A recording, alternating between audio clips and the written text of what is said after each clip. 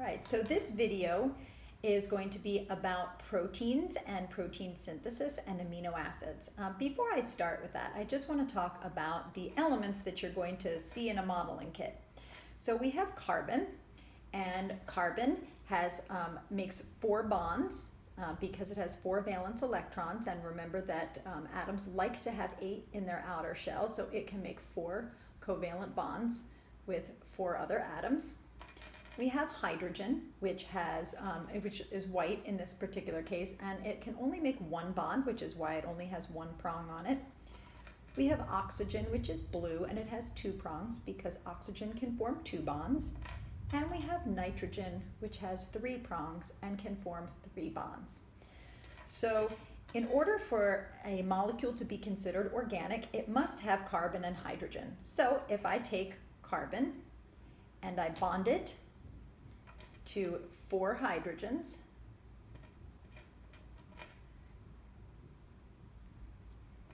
I would have methane. Now, of course, the little straws that are flexible, those represent the covalent bonds. And now,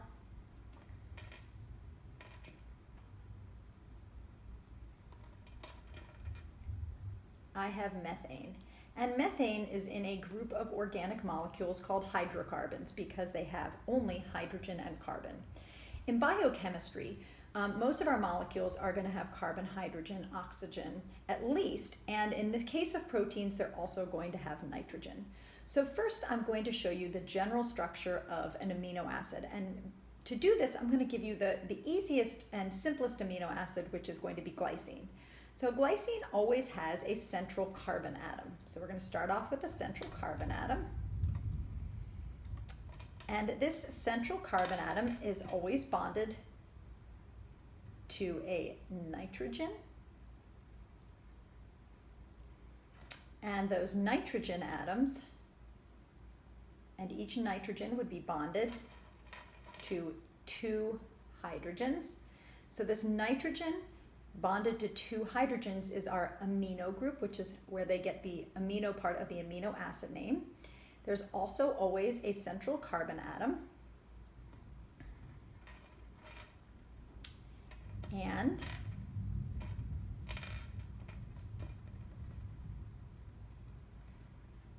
we always have to make sure that all of our carbons have at least 4 bonds. There's never going to be any less than 4 bonds in this.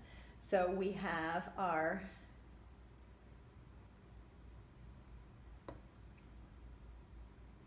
carbon here.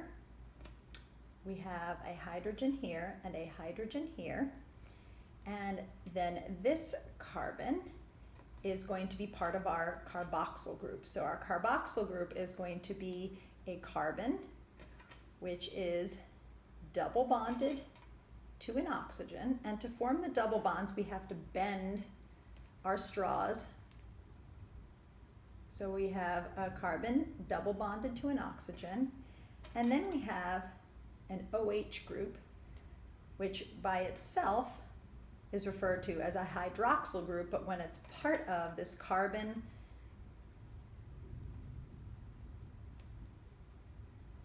so we have a carbon. And so here's our central carbon atom. We have our amino group, which is here, which I just pulled off. This is our amino group. We have our central carbon atom, and here is our carboxyl group, our COOH. This is found on the end of any organic acid, whether it is a fatty acid, which by now you will have already studied, or it's an amino acid. That's the one part they have in common. What's unique to amino acids is the amino group, the NH group. Fats typically do not have nitrogen in them.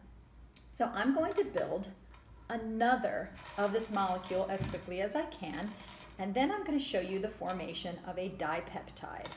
So we're going to have our carbon, bonded to our nitrogen, our amino group.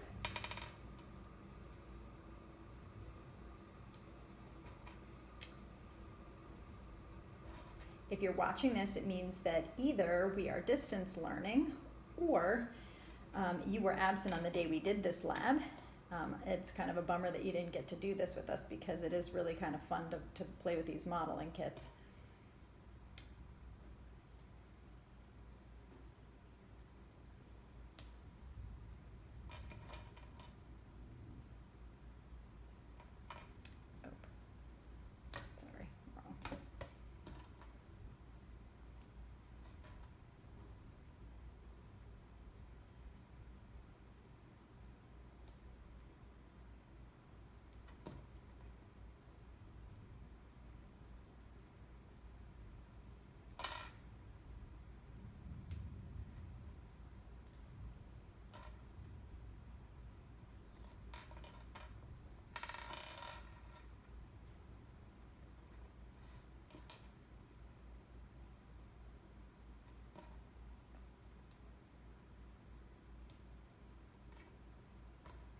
Now in this case, I just made 2 identical amino acids. There are 20 different amino acids. Where they vary, since these two are identical, is they do not vary when it comes to the amino group or the carboxyl group. That's identical. What's different, there's always one hydrogen on one side, but what's different is what's attached to the central carbon atom. And there are 20 different things. The simplest is just a hydrogen atom. And so for the sake of time, I made the 2 simplest of amino acids, but there are ring structures that go here, and there are different variety of lengths of chains. And this is called the variable group, or it's represented by the letter R, the R group or the variable group. So now what I'm going to show you is the formation of a dipeptide from 2 amino acids. So in proteins are made by long chains of these. The shortest protein that I can think of in humans is 52 amino acids long. I'm pretty sure it's insulin. But in any case, a monomer is a general term for the building block of a polymer. So the monomer of proteins is an amino acid. And you can also build dimers, which is what I'm going to do. We don't have time to sit here and watch me build a long protein. But in order to do that, we do a process called dehydration synthesis. So we remove the H from the amino group of one amino acid and the OH from the carboxyl group from the other amino acid. So it came off of the carboxyl group. And so when we take the H and the OH and put them together, we get water. That is why it's referred to as dehydration synthesis. Now then, these are going to bond together. And in order for them, the carbon of the carboxyl group from one amino acid to be able to bond to the nitrogen of the amino group of the other amino acid, there has to be room to form that bond. The name of that kind of bond is a peptide bond. We now have what is called a dipeptide.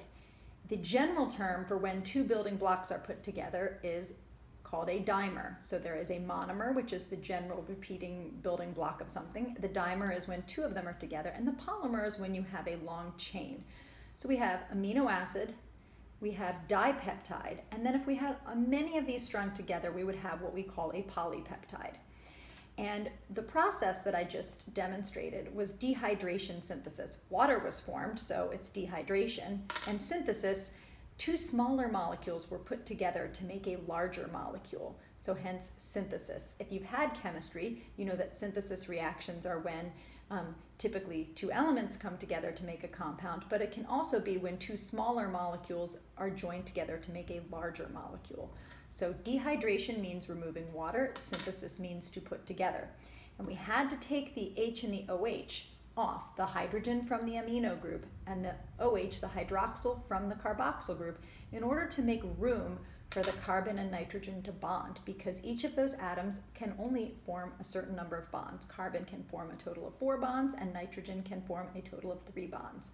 So now this is our dipeptide, and if anyone asks you to show them the peptide bond, you have to find the carbon that's double bonded to an oxygen, and then it will be bonded to a nitrogen, and right here will be your peptide bond.